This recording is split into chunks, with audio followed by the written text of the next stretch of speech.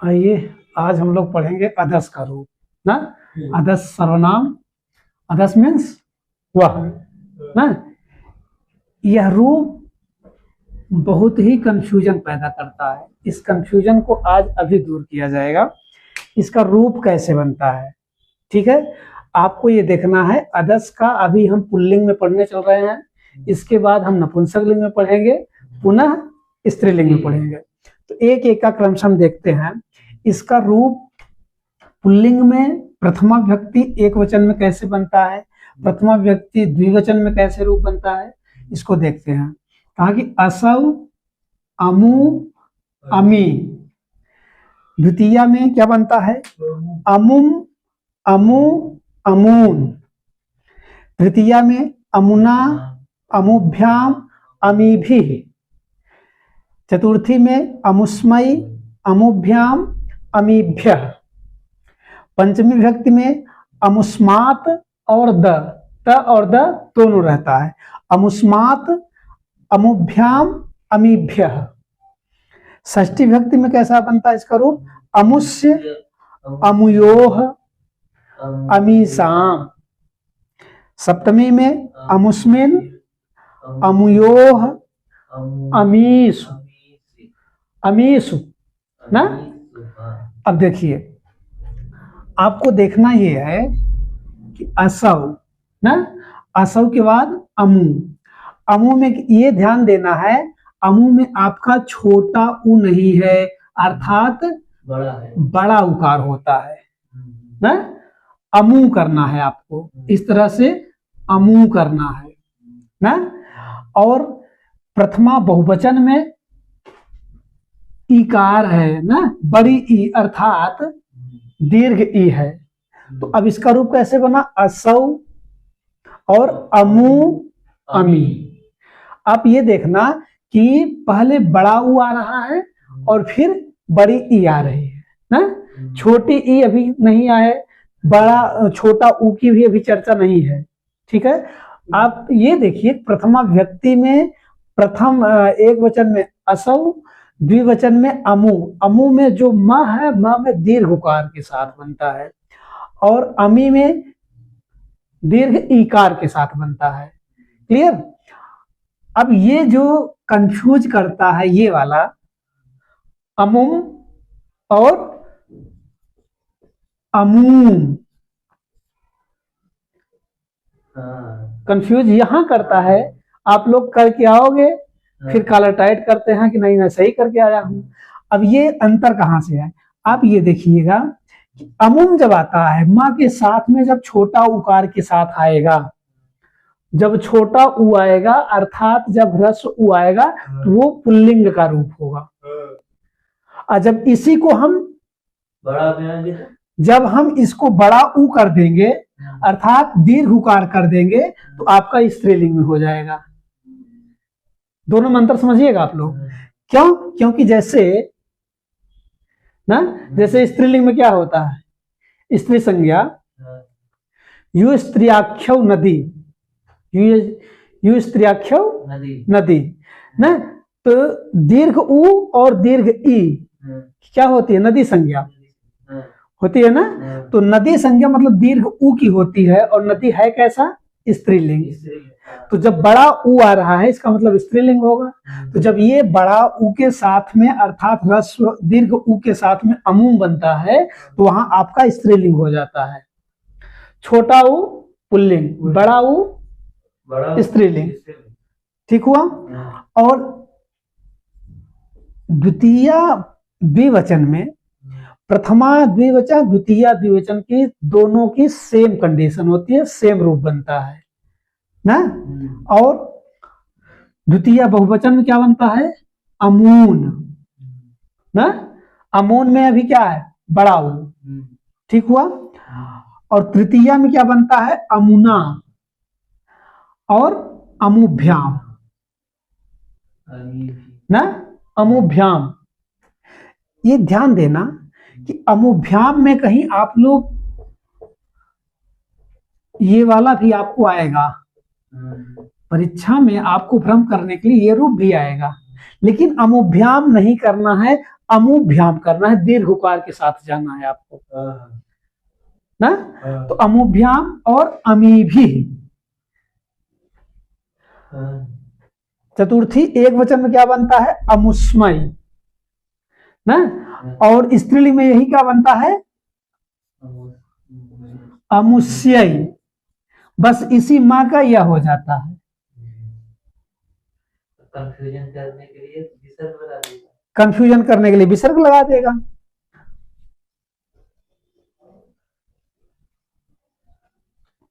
तो अब ये आपका जो अमुभ्याम बन रहा है, ये कितनी जगह बनेगा, 3 जगह बनेगा।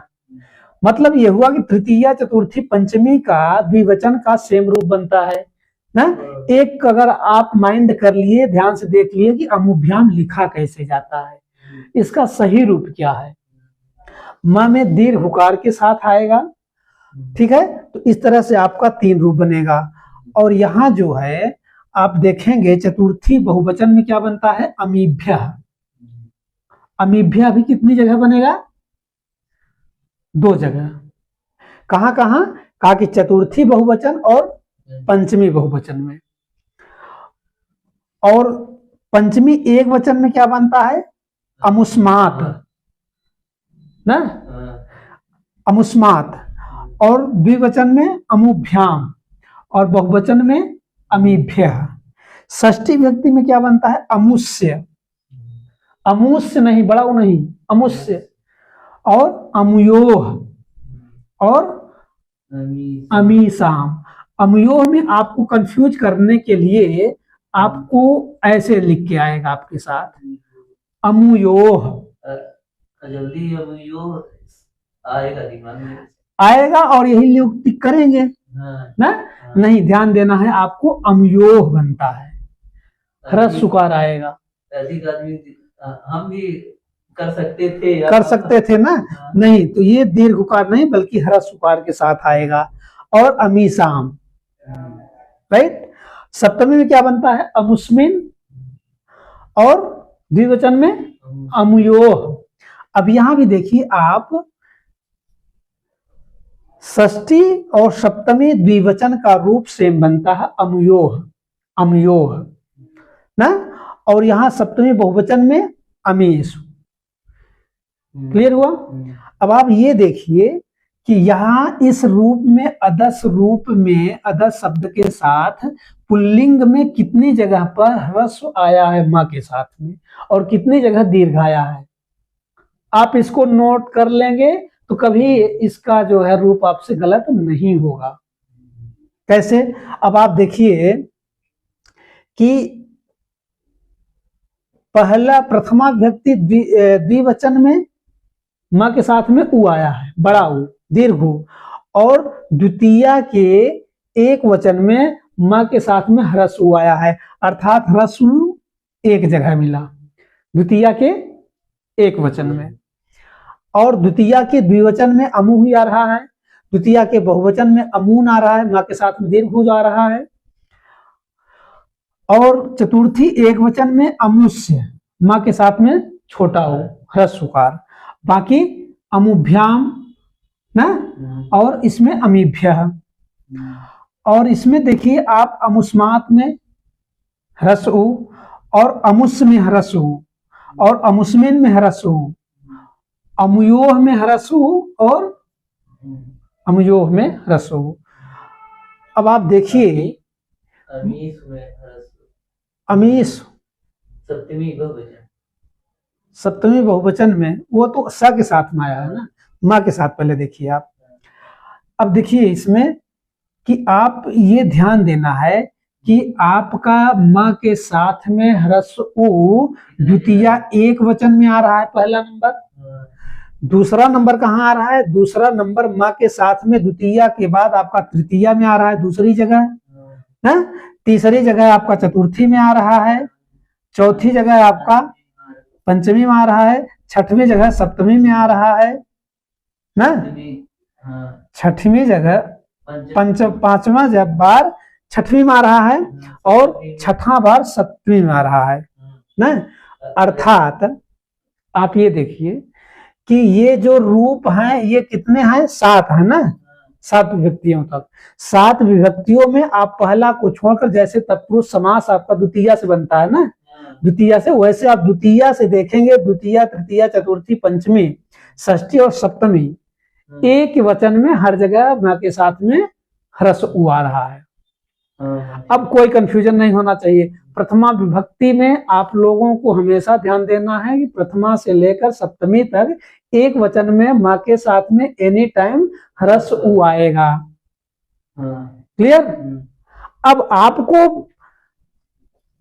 आपको फंसाने के लिए, आपको माइंड डाइवर्ट करने के लिए आपको ये भी दे सकता है ना, लेकिन आपको इसके साथ नहीं जाना है। क्यों नहीं जाना है? क्योंकि हम यहाँ सीख रहे हैं कि द्वितीया से लेकर के, यहाँ देखिए, द्वितीया एक वचन से लेकर के सप्तमी एक वचन तक ह्रस्व उ आएगा मां के साथ में। क्लियर? अब उसके बाद देखते हैं, अब सप्तमी के बाद में मां के साथ में ह्रस्व उकार आएगा आपको षष्ठी द्विवचन और सप्तमी द्विवचन। बाकी मकार के साथ कहीं भी आएगा अगर उ, तो आपको दीर्घ उ के साथ मिलेगा। क्लियर हुआ? अब एक चीज और देख लीजिए, यही क्लियर हो जाए। अब आपका, अब दीर्घ उ की बात चल रही है कि दीर्घ उ कहां कहां आ रहा है। तो दीर्घ उ के लिए आप जाइए द्वितीया द्विवचन से लेकर के प्रथमा द्विवचन, द्वितीया द्विवचन, इस तरह से द्विवचन में आप जाएंगे तो प्रथमा द्विवचन में बनेगा मां के साथ में दीर्घ उ, द्वितीया में बनेगा, तृतीया में, चतुर्थी में और पंचमी में। मतलब पहले से लेकर 5वें तक मां के साथ में उ आएगा। और एक जगह और आपका उ आएगा, ये आपका द्वितीया बहुवचन में ना, द्वितीया बहुवचन में। अब क्या हुआ, 1 2 3 4 5 1 ये 6 के साथ में आपके मां के साथ में दीर्घ उ आ रहा है। क्लियर? और कितनी जगह पे आपका ह्रस्व उ आ रहा है मां के साथ में? आपका आ रहा है 1 2 3 4 5 6 और ये 2 9, 6 2 8 जी, 8 जगह आएगा ना। 8 जगह पर मां के साथ में ह्रस्व उ आएगा। किसमें किसमें? द्वितीया, तृतीया, चतुर्थी, पंचमी, षष्ठी, सप्तमी एक वचन, षष्ठी सप्तमी द्विवचन में। क्लियर? अब आपको पुल्लिंग का याद करने के बाद, पुल्लिंग का नियम समझने के बाद नपुंसक इसी में इंक्लूडेड रहता है। नपुंसक लिंग इसी के साथ में हो जाता है। 2 जगह अंतर आता है, 4 जगह, मैं उसको अभी यहीं बता देता हूं। अब हम चलते हैं नपुंसक लिंग की ओर। ये आपका पूरा स्ट्रक्चर समझ में आ गया? आप लोगों से गलतियां नहीं होनी चाहिए, एलटी में यही पूछेगा, यही गलतियां करेंगे लोग। अब देखिए नपुंसक लिंग कैसे बनता है, रूप इसका ना। अब यहां हम नपुंसक लिंग डालते हैं।